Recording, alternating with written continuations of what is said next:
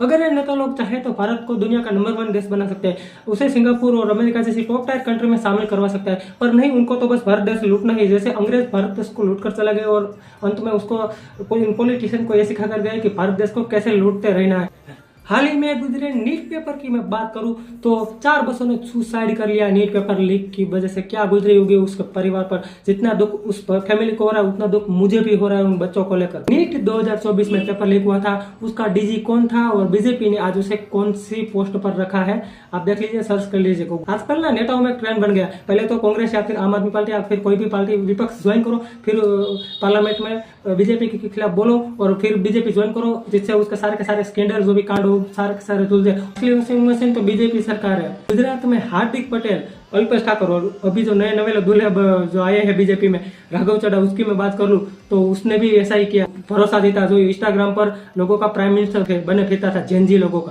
उससे ना मुझे कहानी याद आती है कि नाइट में एक चोर चोरी करने आया और कुत्ता उसे देखकर भौंक रहा था, पर चोर ने क्या किया कि कुत्ते को चुपके से बिस्कुट दे दिया और कुत्ता वहीं पे चुप हो गया और चोर चोरी करके पलायन हो गया। मैं बीजेपी गवर्नमेंट के सारे एमपी जो भी एमएलए जो भी उसकी बात करूं, उसको कोई ना कोई देश रिलेटेड कोई भी इश्यू जो प्रॉब्लम है उसके रिलेटेड कोई भी क्वेश्चन पूछा जाए तो उसका आंसर यही होता है कि हिंदू मुस्लिम, भारत पाकिस्तान।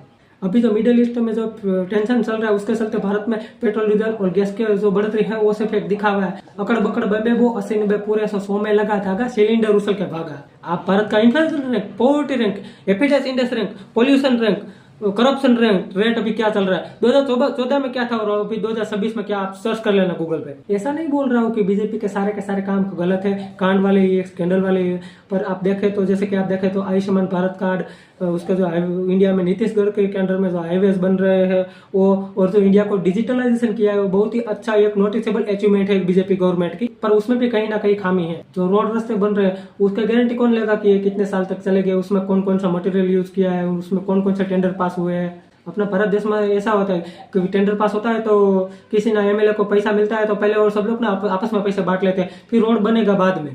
आयुष्मान भारत का कार्ड की बात करूं तो इंडिया के मुकाबले यूएसए, चाइना में ऑलमोस्ट हेल्थ केयर बिल्कुल लाइफ टाइम के लिए फ्री है। इंडिया में toll tax, GST tax, income tax जैसे अमेरिका और जापान जैसे टैक्स भरने के बाद भी सोमालिया जैसी सुविधा मिल रही है। अगर ऐसे ही चलता रहा तो भारत देश एक दिन जरूर बिक जाएगा। अगर हम जनजी कुछ नहीं कर पाएंगे तो बूढ़े लोग भारत देश को ऑलरेडी बिकवा तो चुके ही है, पर और बिकाएंगे और इस देश को लूटेंगे और विदेश चले जाएंगे।